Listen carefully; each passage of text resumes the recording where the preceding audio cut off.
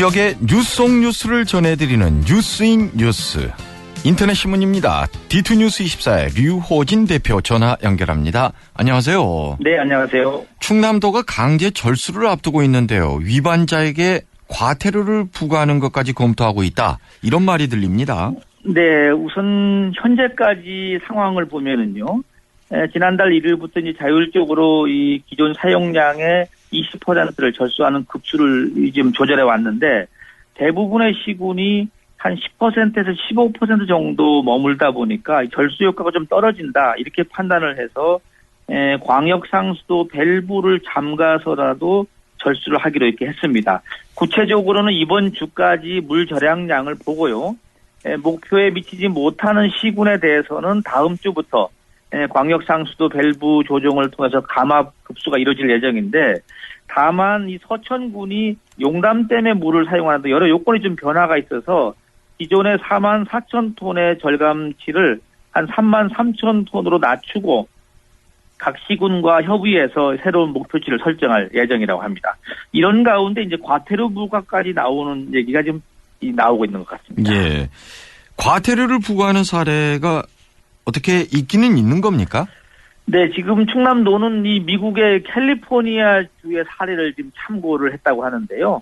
이 미국의 캘리포니아 주가 이 지난 2012년부터 올해까지 연평균 강우량이 평년에 한 40-50% 정도에 머무르고 있다고 합니다. 어떻게 보면 충남과 이 어떻게 보면 가뭄이 엇비슷한 상황이라고 하는데 이러다 보니까 캘리포니아 주도 지난해 비상사태를 선포하고 20% 물절약 운동을 들어갔는데요. 막상 들어가 보니까는 물절약 성과가 10% 정도에 머무르다 보니까 지난 4월부터 주지사가 의무 절수 행정명령을 발동했고요. 후속 조치로 25% 이 절수를 위해서 금지사항과 여기에 따른 뭐 단속, 행정조치상 이런 명문화하는 강력한 조치를 내렸다고 합니다. 네. 그럼 주요 금지사항은 무엇인지요? 네, 이 지금 캘리포니아가 금지한 내용을 보면요. 도로변 잔디에다가 물을 주는 것을 금지했고요. 집 앞 도로하고 인도에 물로 청소하는 것도 하지 마라. 그리고 자동 잠금 장치가 없는 호스로 세차하는 것도 안 된다. 또 물을 재순환하지 않는 분수도 사용하지 말라. 이렇게 금지를 하고 이런 규정을 어긴 이 시민한테는 어떻게 단속을 이제 6월부터 시작을 했는데요. 뭐 16만 건 정도의 경고장을 발송했고 한 4만 5천 건의 과태료를 부과했다고 합니다. 예. 그래서 결과는 어땠습니까? 이렇게 강력한 행정 조치를 하다 보니까 지난 5월달 절수율이 2013년도에 같은 달 가뭄 시작되는 달에 비해서 한 28%까지 절수가 상승을 했다고 합니다. 충남도 이제 이런 사례를 토대로 해서 우선 뭐 당장 시행하는 건 아닌데 여러 가지 방안을 모색하면서 거기까지 가야 되는 건 아닌가 이렇게 지금 얘기가 나오는 것 같습니다. 예. 하지만 이 가뭄 위기를 극복하기 위해서는 도민의 의식이 무엇보다 중요할 것 같은데요. 그렇습니다. 사실 이 물수도 쓰는 물이 아니라 정말 절약해야 되겠다 이런 도민들의 의식이 더 중요하다 이렇게 보고요. 예. 다만 충남도 관계자는 이 절수용 변기를 교체하는 비용을 좀 지원한다든지 어떤 농장의 관계 시설을 개선한다든지 이런 데에 좀 지원하는 대책도 좀 세우고 있다 이렇게 나오고 있습니다. 예. 충남대 총장 선거가 결국 간선제로 가는 것 같아요.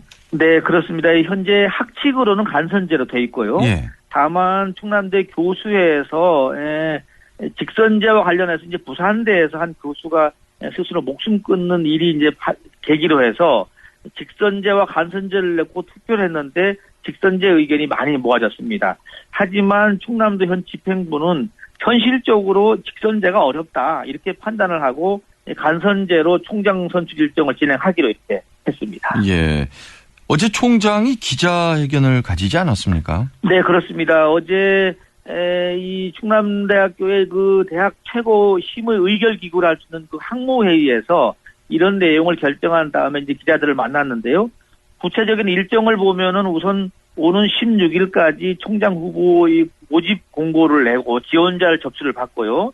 오는 12월 4일 날 총장 후보 추천위원회를 열어서 총장 후보를 확정을 하고 12월 21일까지는 교육부에 추천을 하겠다 이런 계획인데 정상철 총장은 교수나 이 직원단체 의견을 충분히 이해는 하지만 선출 방식을 바꾸게 되면은 공백 상태가 너무 길어진다. 따라서 충남대 발전을 위해서는 좀 협력해달라 이렇게 호소를 하기로 했습니다. 예. 이 총장 추천위원회 구성이 가장 민감한 사항이었는데 어떻게 조정이 됐는지요? 네, 그렇습니다. 이 총장 추천위원회에서 지금 교수가 31명, 직원이 5명, 학생이 1명, 그리고 외부 지역 인사가 13명 해서 50명으로 구성이 되는데요.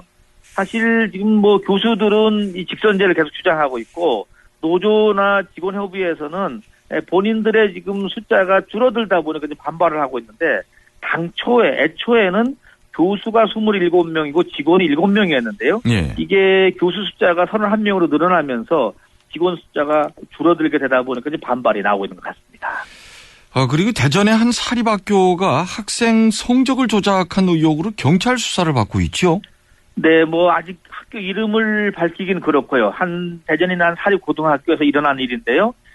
이것은 이제 지난 8월 달에 시교육청이 이런 모 고교에서 성적을 조작했다 이런 내용의 고발장이 접수가 돼서 현재 수사가 진행이 되고 있다 이렇게 지금 밝히고 있습니다. 예, 이 교육당국이 이미 감사를 했다는 건데 지금까지 나온 얘기는 어떻습니까? 네, 지금 감사 내용으로는 2009년도에 있었던 일인데요. 이 학교 교사들이 3학년 한 학생의 성적을 조작해줬는데 교사들은 이 별도의 절차 없이 평가 기준을 바꿔서 서울권 명문대 관련한 이 학생의 장문 성적을 2등급에서 1등급으로 올려줬다는 얘기입니다. 예. 그런데 이게 어떻게 알려진 것입니까?